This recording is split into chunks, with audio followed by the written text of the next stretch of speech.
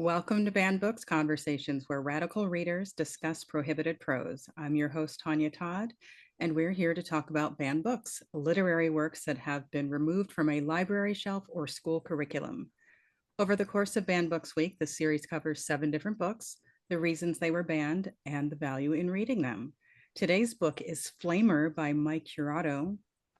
There will be spoilers ahead, but before we get to that, let's meet today's radical readers. Cheryl, please tell us a bit about what you do and what interests you in the discourse surrounding banned books. Hello, everybody. Thank you for having me, Tonya. My name is Cheryl Schmidt. I am co-owner and operator of Blackbird Comics in North Las Vegas.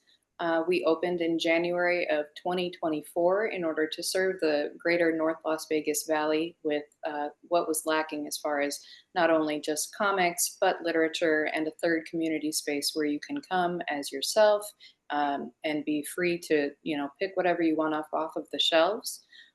As such, we have curated a banned book section in the store because we are so in support of and want to foster and really encourage and support banned books, not the banning of books, but anti-censorship members movements as possible, as well as we will be celebrating Banned Book Week as we do every fall in the store, with just a highlight of all things banned, as well as encouraging conversations around such things. Thank you for that. Dominic. Hi, my name is Dominic Lim. I'm the author of 2 books, All the Right Notes and Karaoke Queen, and they are both queer Filipino romantic comedies.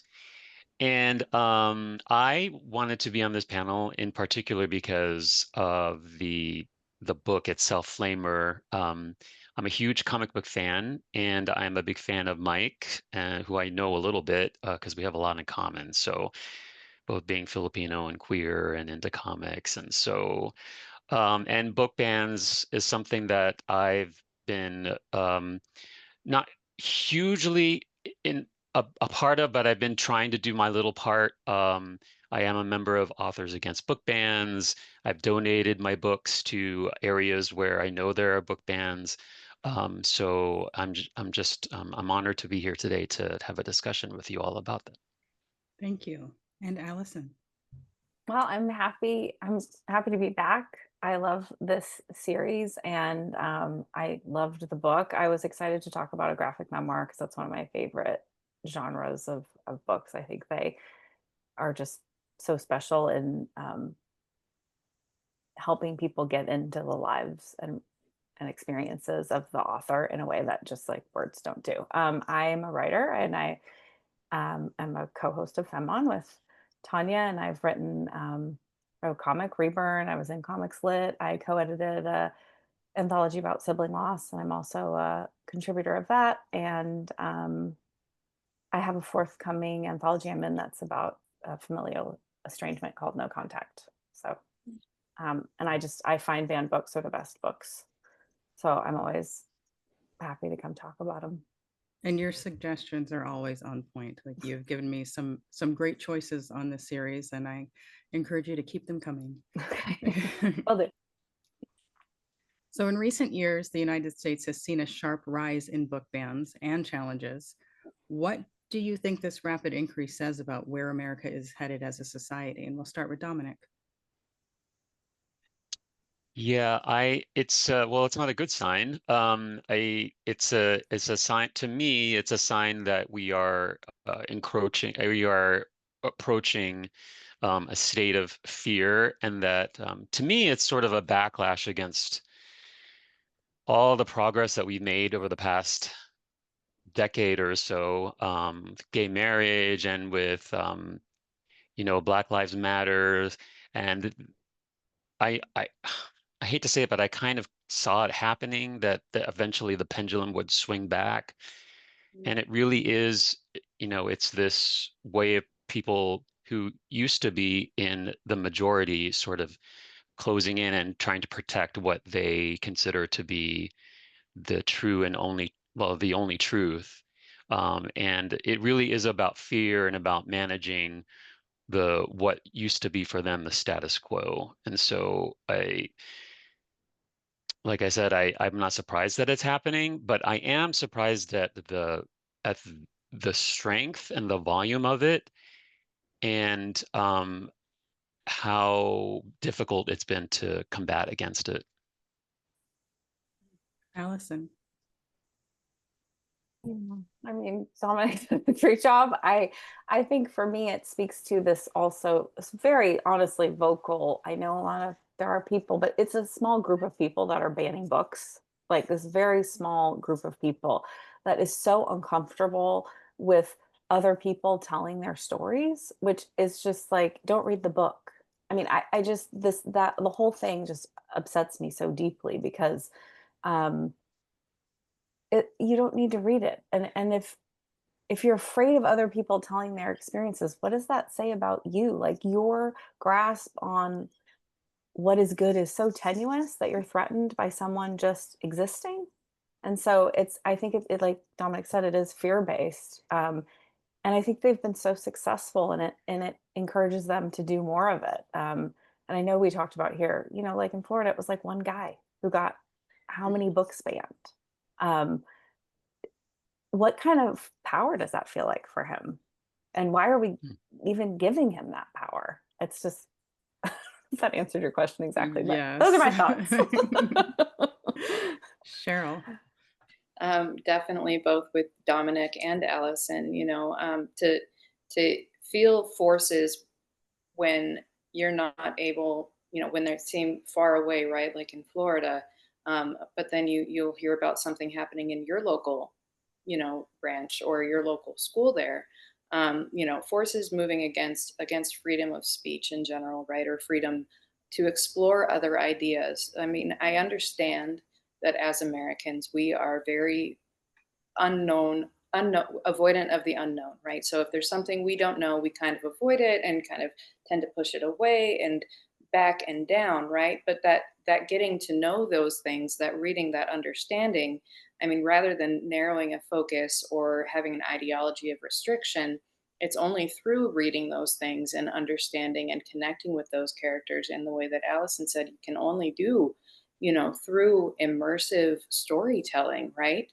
Um, that's where, if people feel their paradigms are being threatened, right? Their basis for standing, and everything that they've known, but the earth doesn't have to shift beneath you. You're with other people and you can discuss these ideas and come to a better understanding of things, right? And that's the sadness for me of book banning. I think it takes us backwards, absolutely. Like Dominic said, it is, you can't deem what is appropriate for other folks to read or even consider or live their lives when, it doesn't affect you. And even there's a few passages in our book that we can get to later, where it very clearly says, oh, what about these ideas being put into our children's heads? Well, they're organic, they're going to be there, they exist in society. Heaven forbid we should actually think about them and sit with these things that we're uncomfortable with, right? So as a society, I don't like the direction that it goes, and I want to push us in the opposite direction. So critics of book bans argue that they disproportionately target marginalized voices, including books about race, gender identity, and sexuality. Alyson, why do you think these themes are often the focus? I think because reading teaches compassion, and I think that's like kind of the death of a lot of these systems and politics, is if we start actually having compassion for one another, we're more likely to treat people with kindness and see them as humans. And I think that's what they're afraid of, right? Is that we'll all get along and like each other. Because if that happened, where would white supremacy be? It would be hopefully not not around. One can keep hoping. If I say it out loud, does that help manifest it? I think that, It's worth a yeah, try. yeah. I mean, I'll do anything. So I think it's that, like, we were just talking about this yesterday. Higher education, why they don't want people to go is because people who are educated, people who read, are more likely to be liberal and progressive in their politics. Cheryl. Yeah. And I mean, as far as people, wanting to push back, right? If you are educated and you understand the basis of someone else's argument and you have a way to argue, not even argue, but just, have that conversation, right? And make and impart that understanding and that empathy, right? We love, unfortunately, we've become a very ethnocentric sort of place where we're going really just for this one, you know, ideal of society that serves a subset of society and that fits them, and that's great, and that's what everybody should be, but that's not America. That's not who we are. We are strong because of the many voices that we are. um, and so, to touch on white sensitivity, right, and white guilt. Just the idea that, oh, white people have done so wrong. Well, we can't talk about that. Let's push that ideal down. Again, this is just us pushing ideas down so that way we don't have to feel guilty about things or feel threatened that our basic ideas and paradigms may be, not what we thought they were, right? The same with identity and sexuality.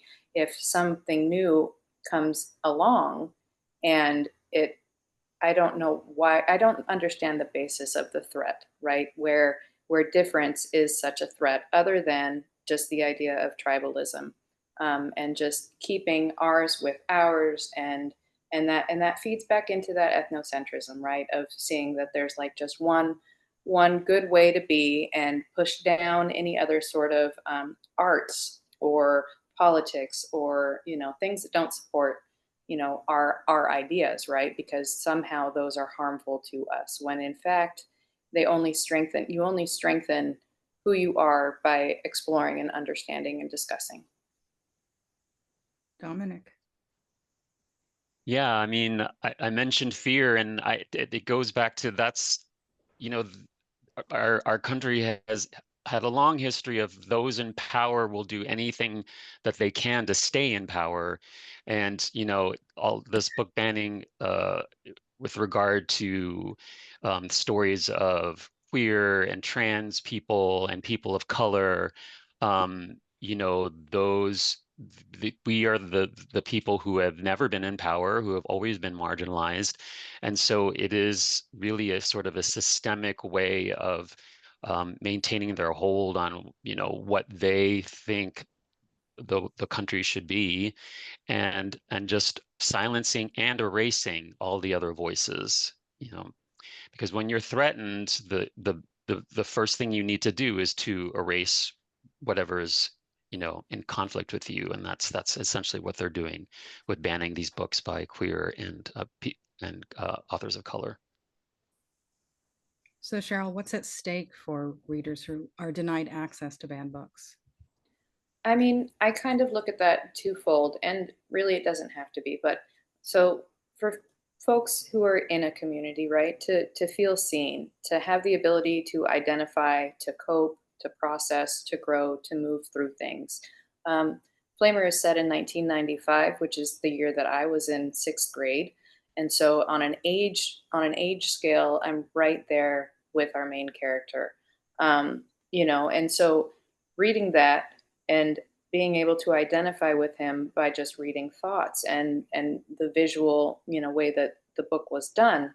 um for me, if you take that off of the shelf, then those kids who are feeling scared and alone and unseen and have no way to even identify what's going on with their feelings inside. Maybe they're feeling the same, maybe they're feeling different, maybe they're feeling just a twinge, right? But the matter is that you can reflect and see yourself in something and know that you're not alone, even if you don't have anybody in your day-to-day life, right? You had this book that you could feel. So that's for somebody in the community. And outside of the community, I mean, gosh, don't you want to understand your fellow beings? Don't you want to identify with people and maybe understand just where they're coming from, even if LGBTQ is something completely not in your life?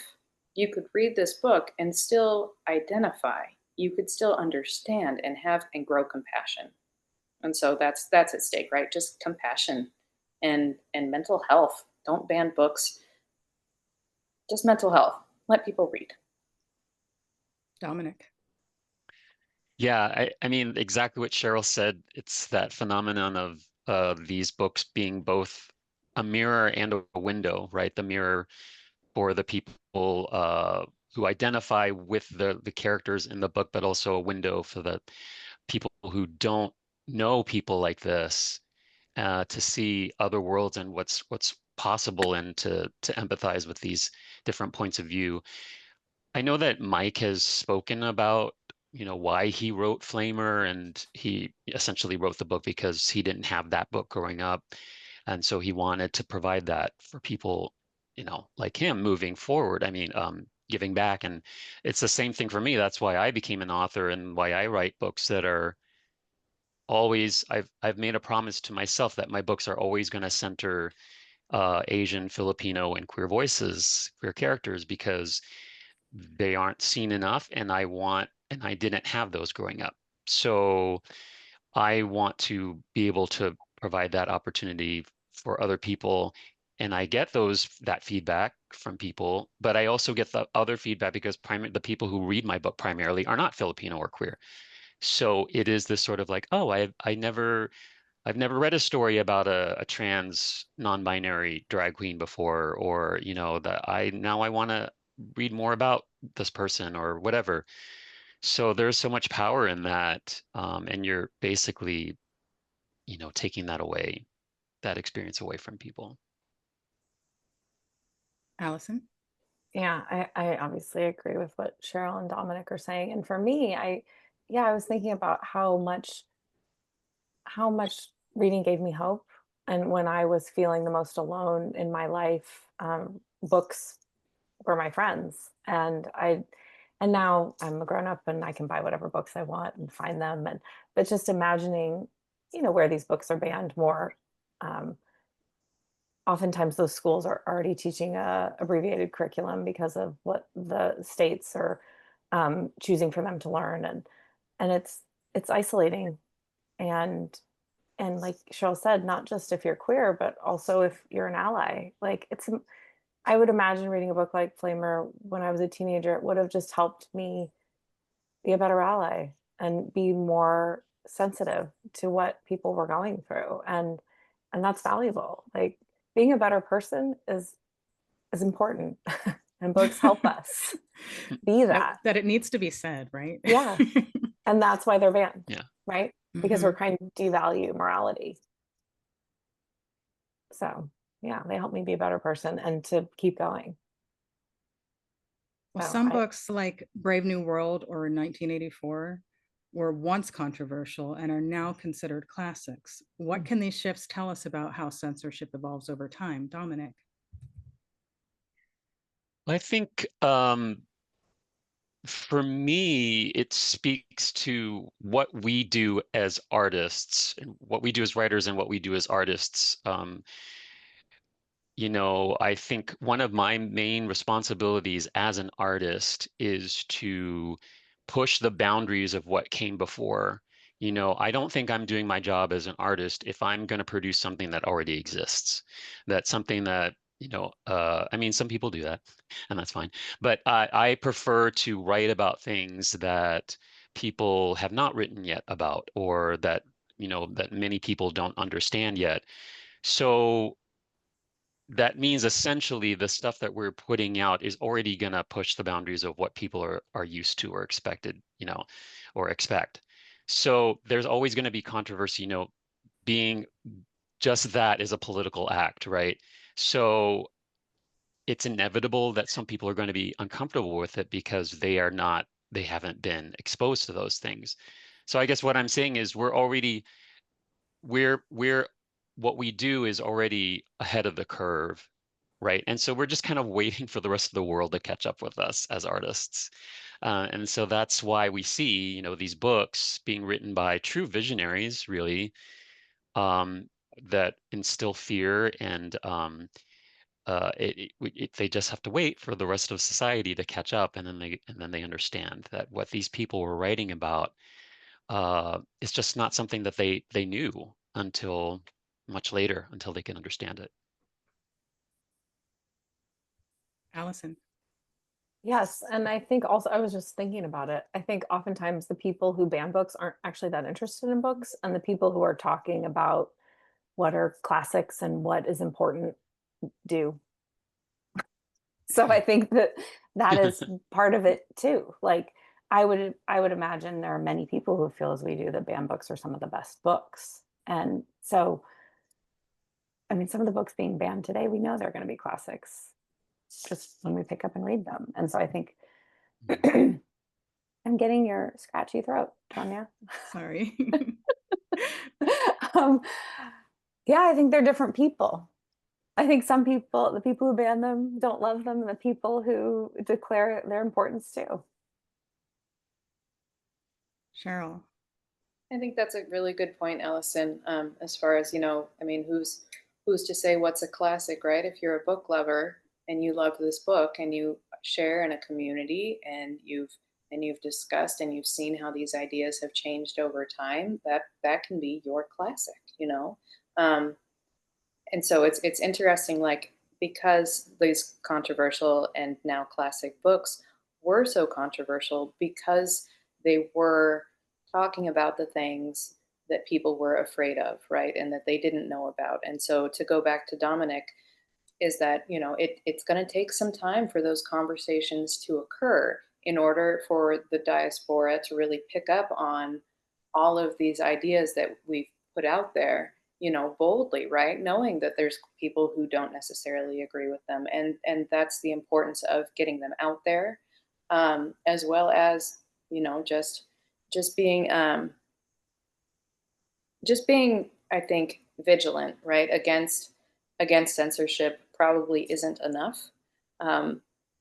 But like recognizing that it's only a very small group of people who are really trying to nail down these ideals and get them out of the conversation.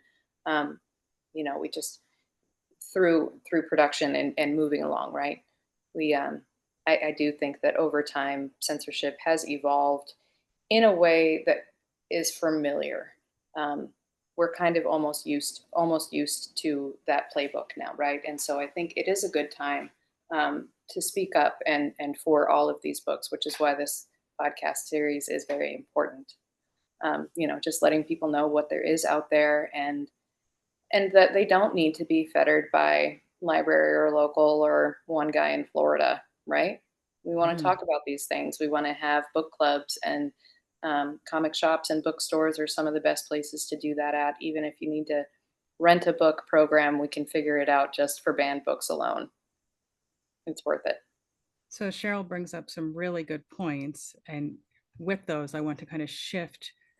We have been talking about the importance of banned books, but let's talk about what we can do to help serve this battle. What can we do to help protect them? So Alyson, other than this panel, what are some ways that you have taken action against book bans? Reading them and talking about them and sharing them. And then I know that I've tagged you a few times on a writer that I know who started in Alabama. She started a banned book wagon van, that that is going to hold these banned books. And I think these grassroots level movements are powerful. And I mean, recently I was messaging with somebody after they watched the banned movies podcast, and she was just like not realizing how many things are banned. And I think that is part of it, like just bringing awareness to this issue and that it's happening. Because I think particularly people who don't read as much, because a lot of people don't read as much and they aren't as aware that this is happening. So I that's what I am doing. And I do think that awareness is the first step. So I guess I'm first step. I'm trying to help with the first step. Hey, the first step is necessary. You can't take the second step without the first step. Okay. It's essential. So Cheryl, what are some ways that you have taken against book bans? Taken action against it? Like I was mentioning before, I had we've curated a space in the store where I regularly direct people's attention to, that hosts just banned books, anything that's been banned, and I mean, Shel Silverstein is on that list, so anything, and it's from ground level on up, right? So there are children's books and then middle-aged books and then adults books, and you just wouldn't believe the books. And then so I recognize that we have Banned Book Week. The American Library Association every fall puts on Banned Book Week, and they have a theme with it, and you can buy posters and stuff like that. So being a bookstore proprietor, we went ahead and ordered these really cool bookmarks that say the top 10 challenged books. Now this one's from last year's campaign, which was read freed between the lines. And so what we'll be doing is we'll be ordering these again this year and giving them out all week to every customer who's in the store. We see anywhere from, anywhere from 200 to 300 people through the store a week.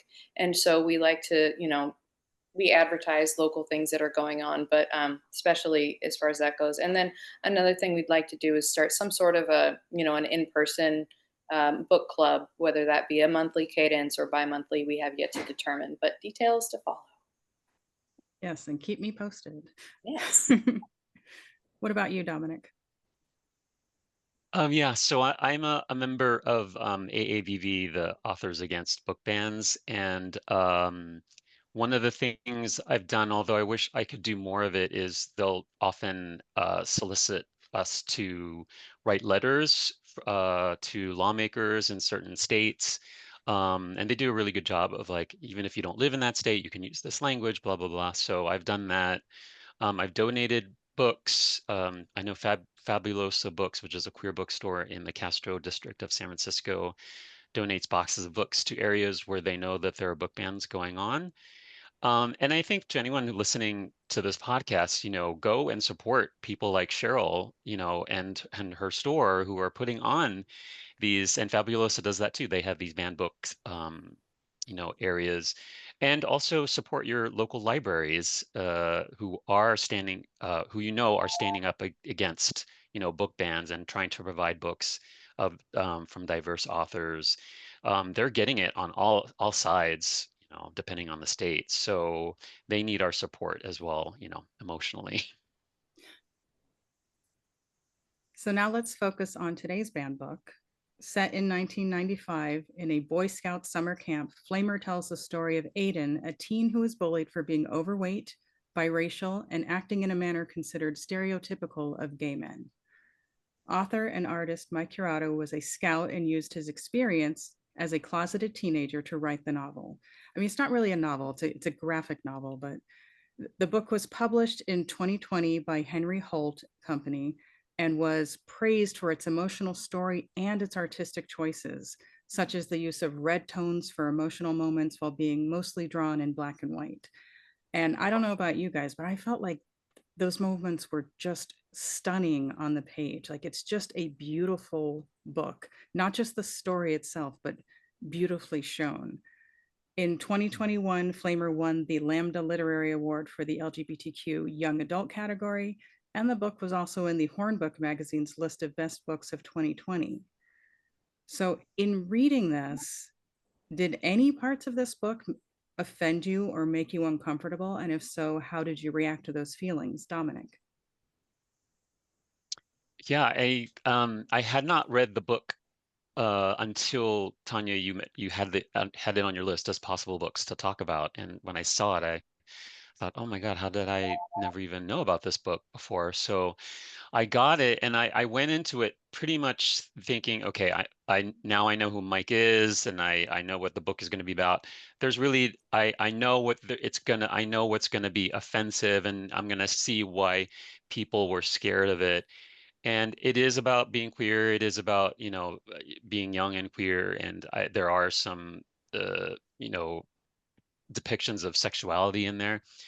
But what sort of surprised me was the really, really frank depiction of the suicidal ideation, which to be totally honest, it really shocked me, and it really I wasn't offended by it, but I was like, oh my God, that's really intense. And for the first time, I thought, is this okay for a young kid to read about? I ultimately, for me, the answer is yes. But I did have to say, like, truthfully, like, oh, maybe I can see where someone might have that kernel of like, no one should read this, kids should not read this, because it was very, very emotionally affecting, that scene. Mhm. Cheryl.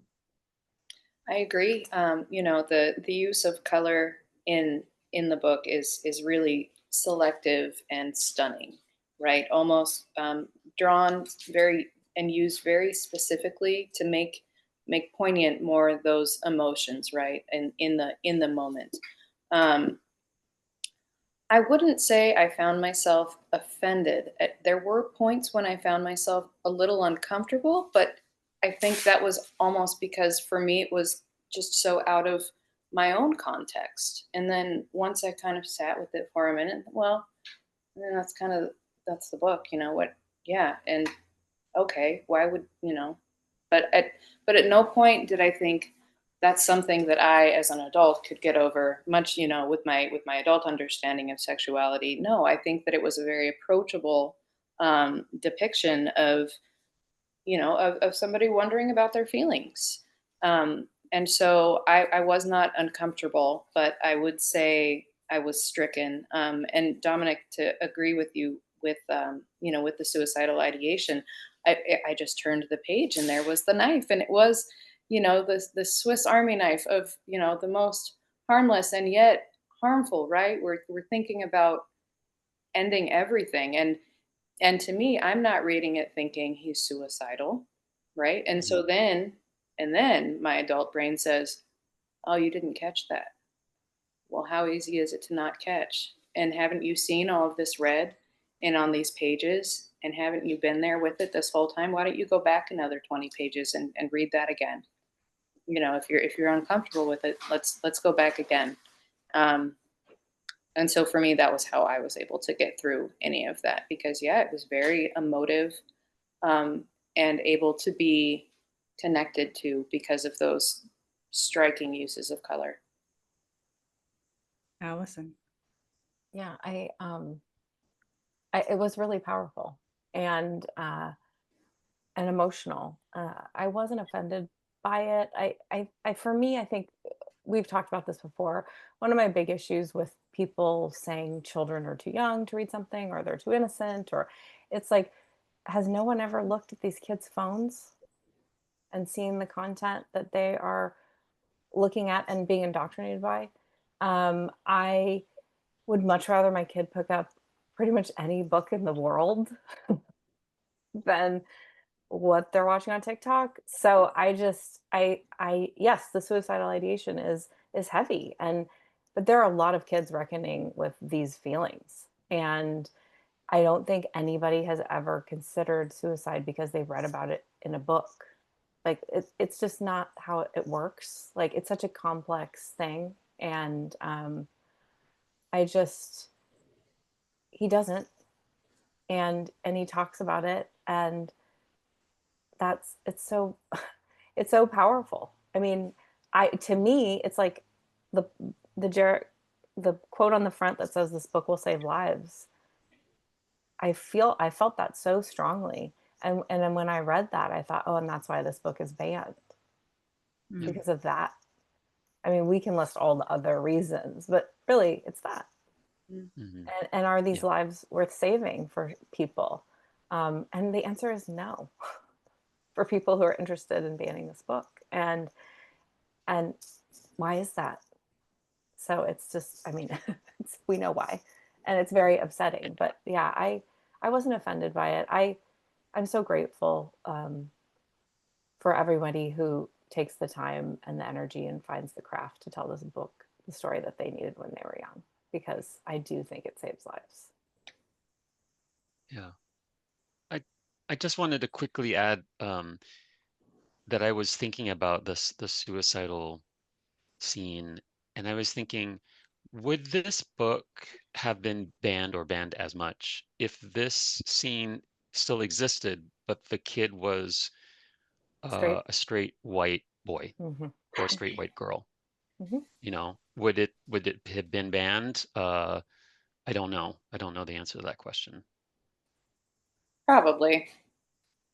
I don't know. Unfortunately, I would say yes, but Mm-hmm. that's just Okay. because, I just feel um, like queerness is such a huge, huge reason that people ban books. And I feel like it's such a thing that we weaponize against books, that there's this belief system that people are turned queer, like this idea, which is just something that is just like propagated and researched again and again and again. And no matter how many conversations you kind of try to have about like, well, then are these books that all these kids are reading turning them straight? You know, they just can't like they just cannot see how that's not how it works. That's not Mm-hmm. how human sexuality works. It's not a switch you flip because you learned it exists. Right. Like how many things would have to happen for you to change your sexuality? I read one book, Tonya, and I thought, wow. I guess this is me. It's like that experience, that epiphany, yes, it may happen to people because it is in them. And they In finally feel them, like, right. oh, thank God, I'm not alone. But Right. but you'd much rather they just suffer in silence and just question their own goodness or like that. I mean, to me that is also a conversation that I feel like never gets carried far enough with these people, like even if that is what is happening, that someone is having this epiphany that like, oh my God, yes, why wouldn't you want them to see themselves and understand and love themselves? Why is that so offensive to you? I can speak to like the bi confusion of, Sure. like, Sure. oh wait, Right. it is possible to like Right. both. Like Yes. there's not something wrong with me. This is another way to be, something like that. But it's not that that's what turned you into it. It's Right. there's an answer for what you already feel. yeah. I think Heartstopper does that so well in like a commercial like way. He does such a good job of the character. But some people actually Love that. would rather you I keep know. it in and I know, repress it Dominic. It's so upsetting. and It's not just address it so, ever so in your life. upsetting. Yeah. 'Cause they'd be more comfortable if you just kept that Yeah. there. Which is Yeah. why. Just stop thinking about how people are having sex. Why is this so like what in Right. the world is happening there? That is Yeah. always a thing for me as well. Like also with the whole trans Hmm. conversation. It's like, can you just stop thinking about people's private parts? What? Right. And you think I have problems. Yeah. Like, You're the one obsessed with what? this. Right. Yes. It's so like they're the ones who are really concerned with that an Yeah. 8-year-old is going to read this book and then there's going to be something happening with penises, and you're like, wow, Yeah. that's not the first step. Well, that Relax. yeah. Yeah. My God. It's not the first step. Just so you know what I'm saying, right? Like There's a Yes. it's mile like to go between Right. then and it's there. absolute insanity. So we talked about the visuals in this book. And this is the only graphic novel that I covered for this particular season. The first season, I accidentally covered a graphic novel. It was genderqueer. I didn't know what it was. It's just that it was high on the list of books that were being banned. So I chose it, and hey, it turns out it's a graphic novel.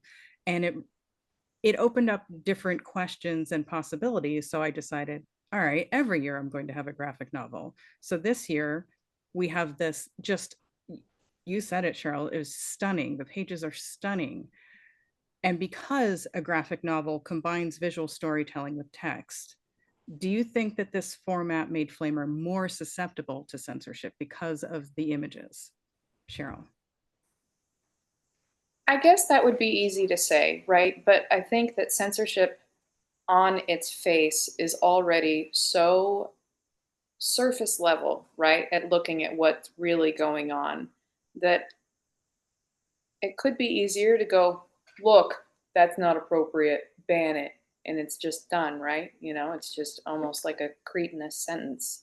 But it could be more susceptible because it's all drawn out and people don't have to, I guess, think about what it's saying as hard, or or maybe because visuals and pictures inspire so many different things and can immediately mean so many different things to different people based on their interpretations, that, of course, right? Then that of course it could be more susceptible that way, because one picture to you means something totally different to me, and where it's not acceptable to me, and I'm the one who says what's acceptable or not acceptable. And then they close the book, put it away, and hopefully don't burn it. Alyson. Yeah, I think it does. I was just thinking about like just looking at the spine of this book, what does it say? YA, as does every comic, anything in my library. There's this belief that if there's pictures, it's for kids. And so I think that people can get more angry because they're going to tell themselves that this is marketed to children or something. I just, sorry, I'm laughing because the stuff they say is like, I know it's for an intended audience. That is not me. So I find it to be, it's so damaging, but it's also like, I do think it's important to say a lot of the things they are saying are just blatant lies. And nobody is like out to do things to your children by writing a book. Like, okay, maybe some creep is, but like the general person who is writing a book, it's a huge act writing a book. And you're doing it because you, like Dominic said, want to provide mirrors and windows. Like, it is such an act of love. And that this is being twisted into trying to convert children into, I don't know, woke queer soldiers for the left is, it's wrong. It's wrong-headed. It's actually just trying to help people be seen.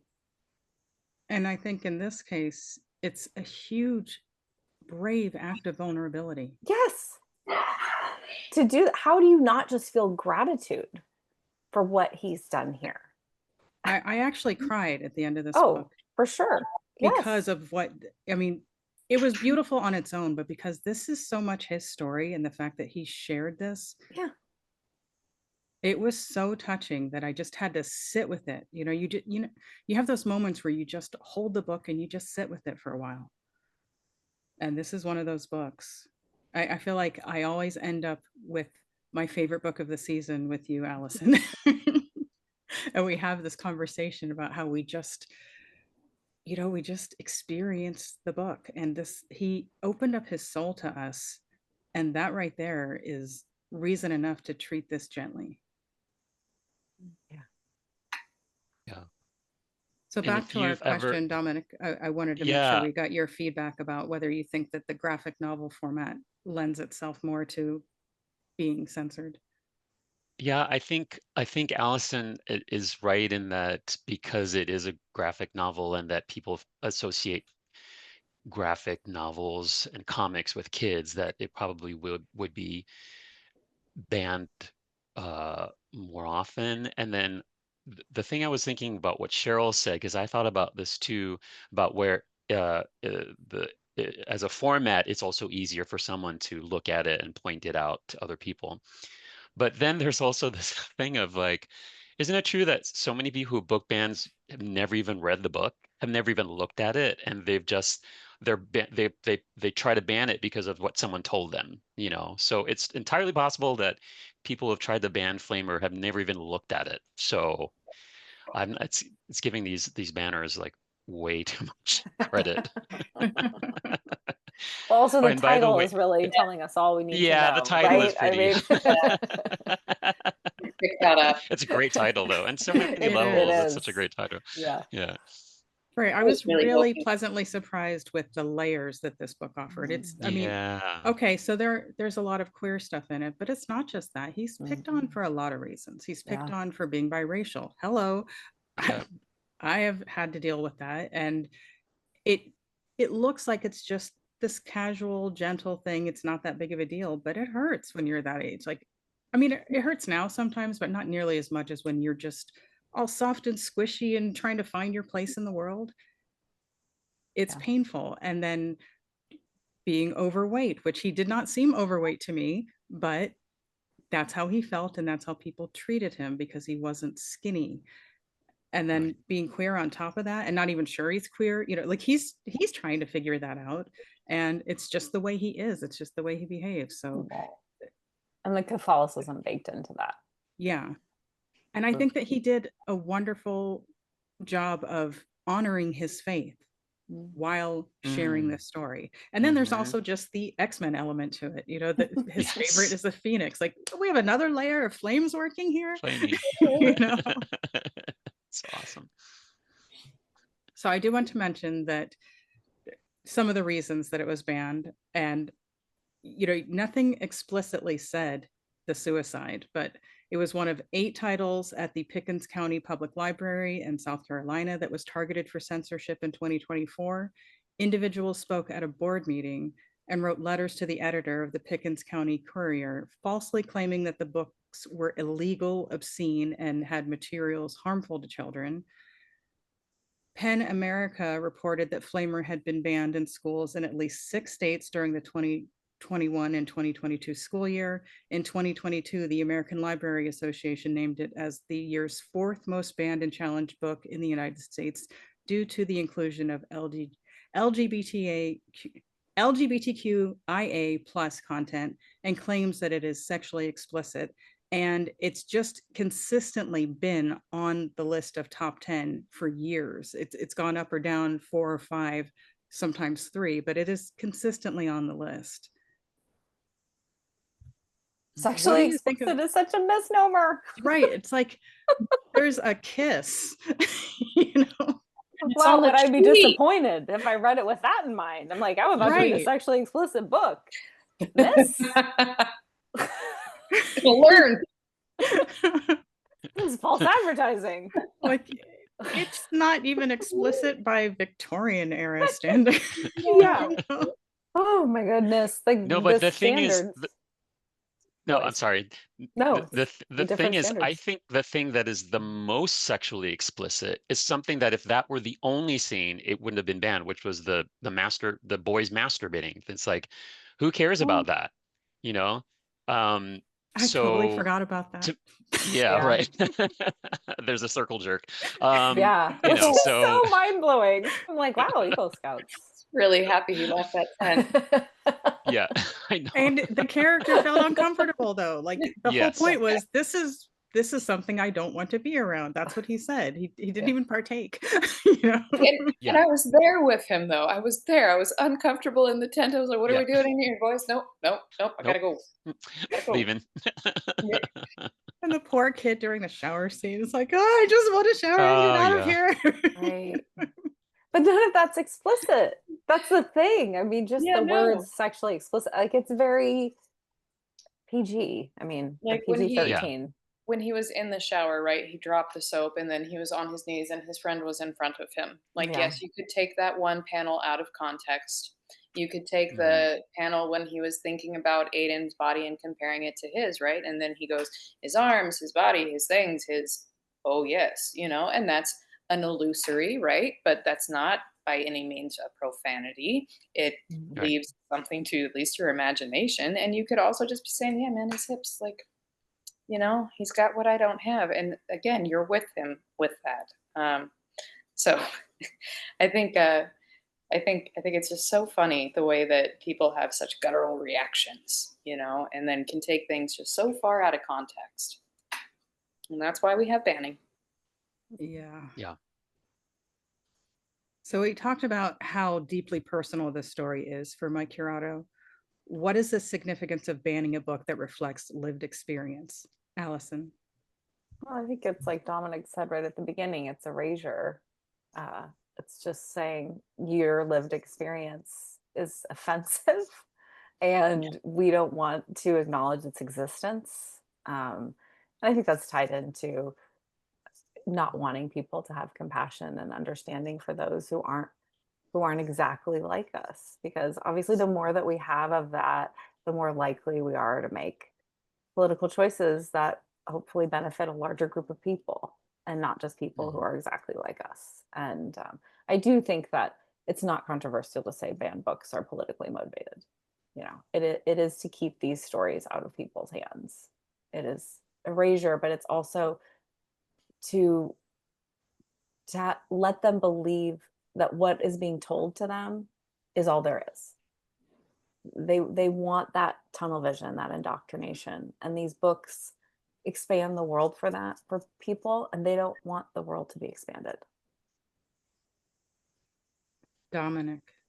Yeah, definitely. I mean, I also think that I'm hoping that the more that is put out there about banned books, the more I hope that there's always information about why a book was banned. Because I don't think it's always useful to just see a list of books and for people to go, you should buy this book, or whatever. And I think it's always super helpful to, when they see a list, like, why was the book banned? Because themes of sexuality, trans depictions, blah, blah, blah, person of color, racial, whatever, then people can understand and they can act, right? Then they can say, okay, they're trying to erase these points of view. Then let me support these points of view. Let me buy books who have these, or support them, or ask for them at my library. You know, don't, I think, like Alyson said, there's got to be that first step, right, of like information.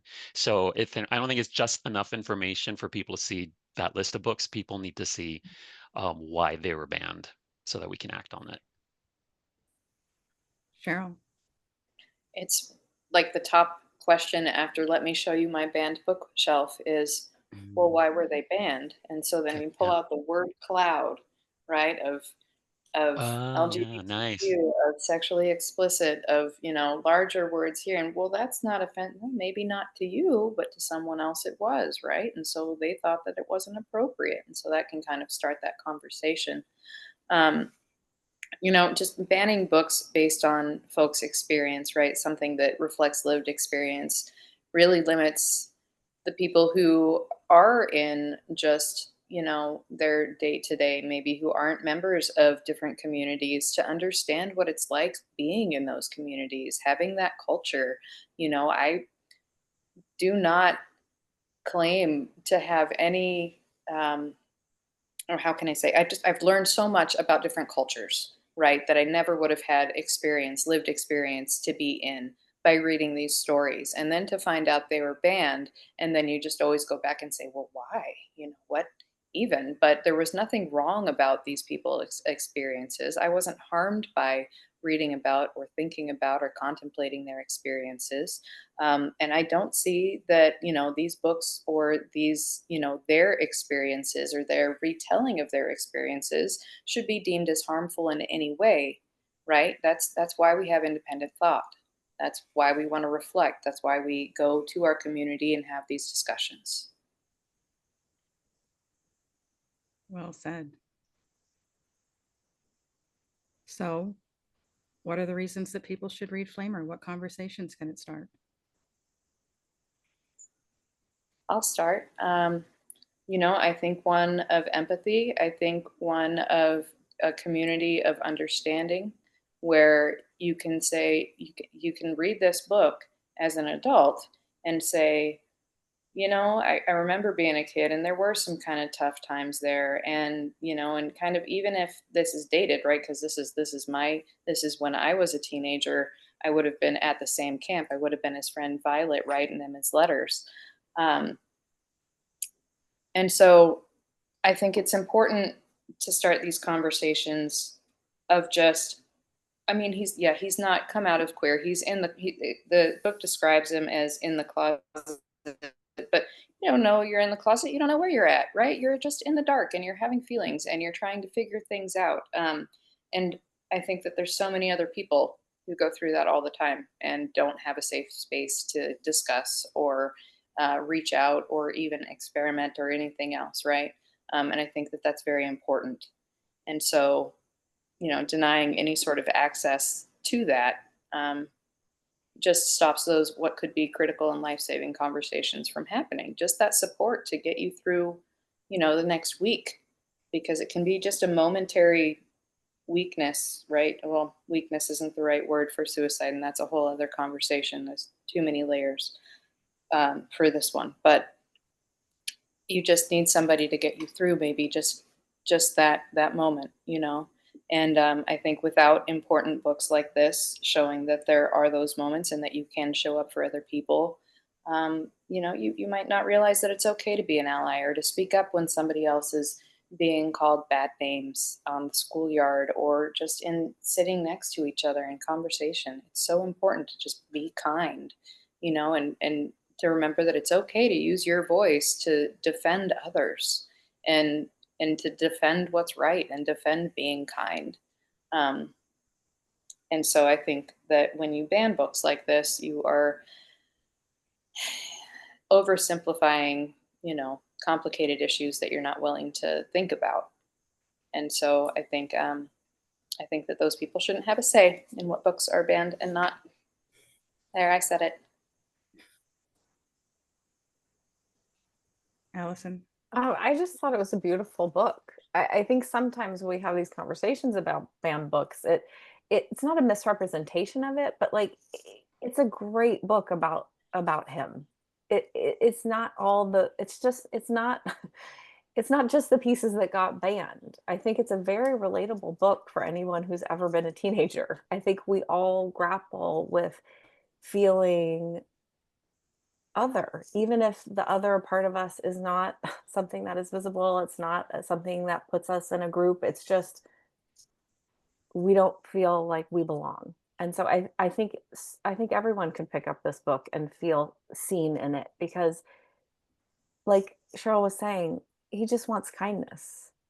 And I thought like the book did such a good job of showing just these little things, people showing him kindness, how that kept him going. Like and like you don't know who you're doing that for when you're kind. And we're all dealing with something, right? And I think sometimes the kinds of people who ban books try to sort of weaponize quote unquote differences between us and that's not what this book is about, and that's not all it's about. It's about so much more than that. And I think that so I think the book appeals to so many people, and I found it like really engaging and easy to read, and I also thought it was a really interesting book about Eagle Scouts. You know, like I thought like, oh, this is like, oh, Eagle, like because it's intense, Eagle Scouts. And I also thought like, I mean, if you grew up in a violent home, like this book has something for you. Like it touches on so many different things. And I also thought it was fascinating that he's going through all of this in what is his safe space. And I think that that is very real for all of us, right? Like when we can finally sit down and start to even consider things is when we feel the most safe. And so it is so it can be so emotional, right? Because we're like, oh, I'm safe. I need to enjoy every minute of this and that's not the way we work. That's not the way trauma works. And so I thought it was just such a great book for so many reasons. And I was just really moved by, like you say, his vulnerability and like how much love there is in this book for young Mike. And that is something that I grapple with in my life and in my therapy is like, how do I have more love for young Alyson? And I think this book is such a beautiful example of how one does that. Dominic? Yeah, I really agree with so much of that. And uh, I think one of the things, it's really easy to say, oh, this book is for people who don't understand what it's like to be queer or a person of color or biracial.